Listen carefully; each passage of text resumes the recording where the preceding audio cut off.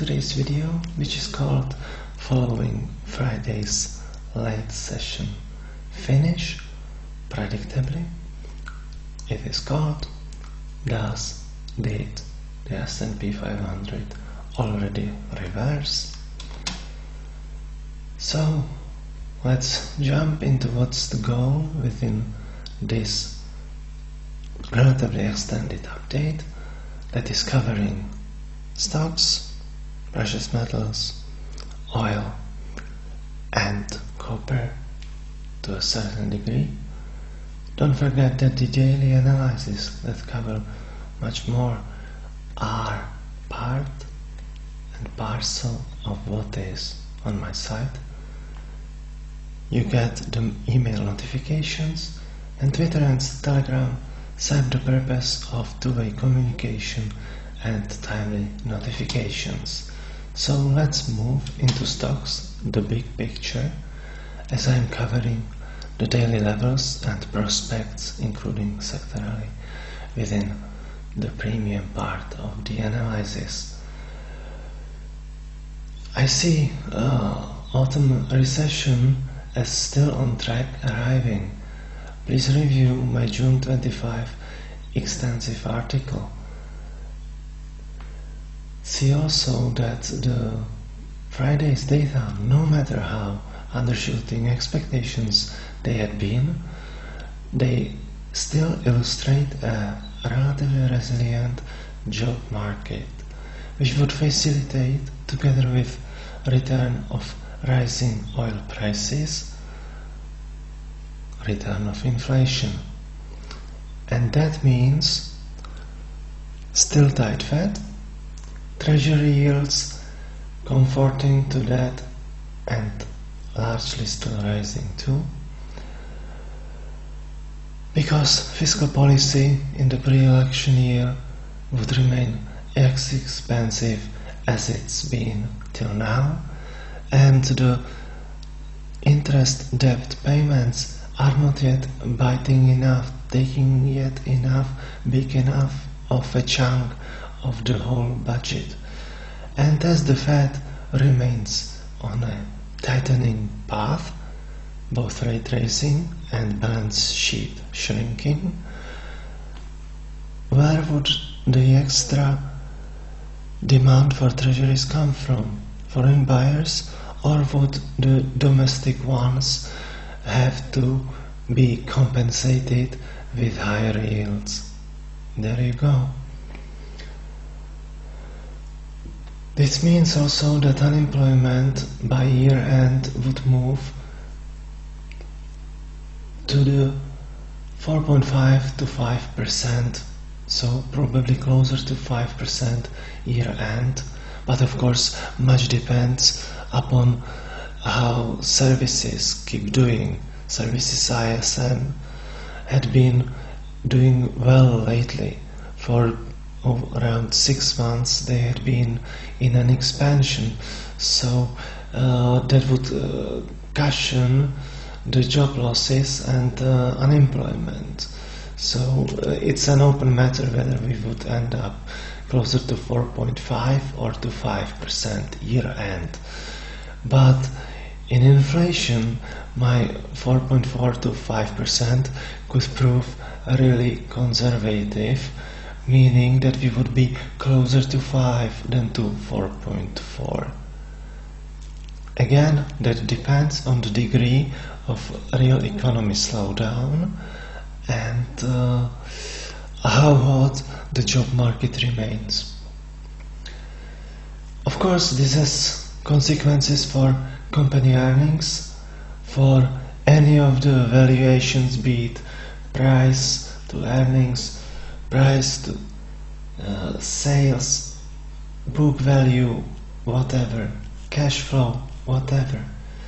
Margins, operating margins would still be hit, and I think this dynamic is going to start raising its head in the third quarter as well.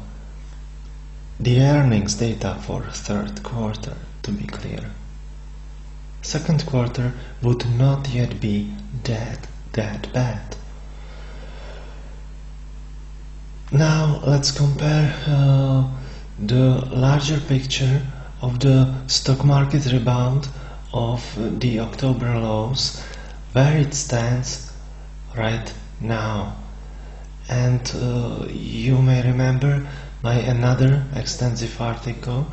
I have not put it in the brackets here, but it would belong in there as well, and it's called Vary of the Bull Market Chorus. So make sure you are familiar with my arguments that compare this rally to the suckers rally of spring to Beijing Olympics of 2008 and the several false dawns in the post-dot-com era.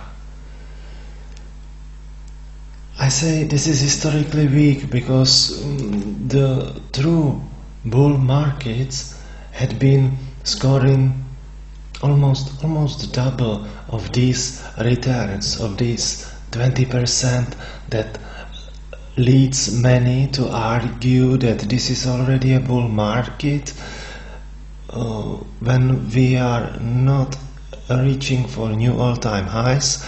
The market breadth is disastrous. Equally weighted S&P 500 is in a miserable shape still, and everything is a deal of top 7 to 10 stocks. Even if I consider only Microsoft, Apple and Nvidia, this is around half of those returns that S&P 500 had scored this year. So this is not really broad market breadth. We see badly lagging financials. This is not really good for real economy because everything needs banking, but of course AIs and semiconductors and various other plays that seek to capitalize on these productivity gains don't need strong banking sector, but the real economy does.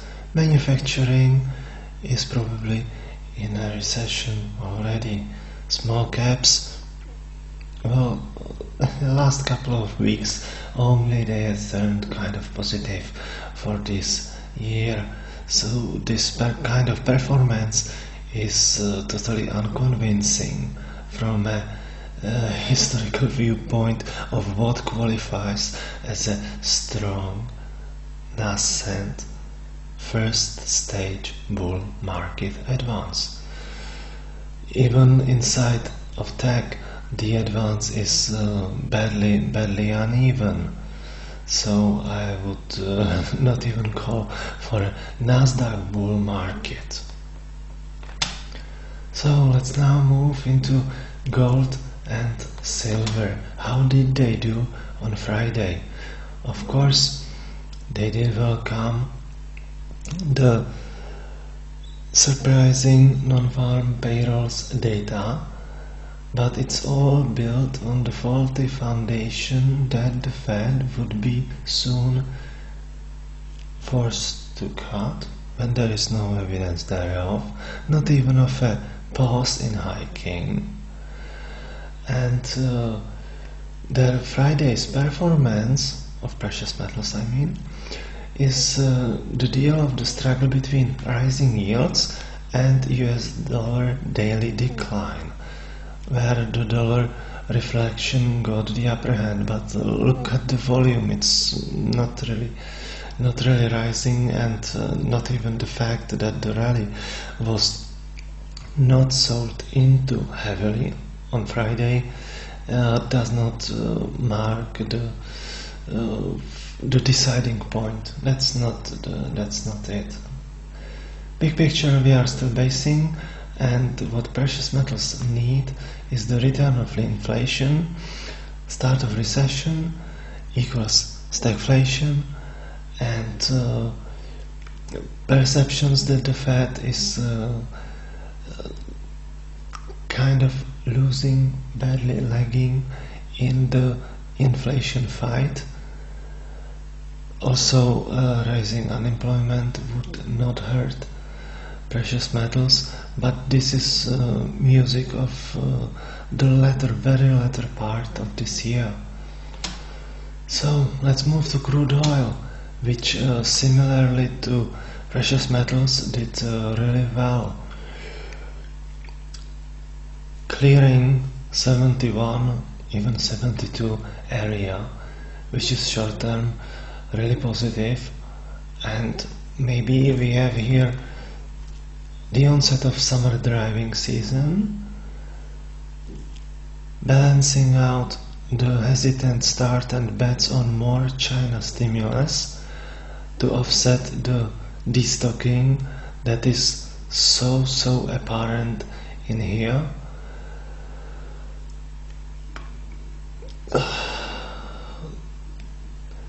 Overall, we are likely to see lean weeks ahead, and we need the 76, maybe to 77 level to flip bullish.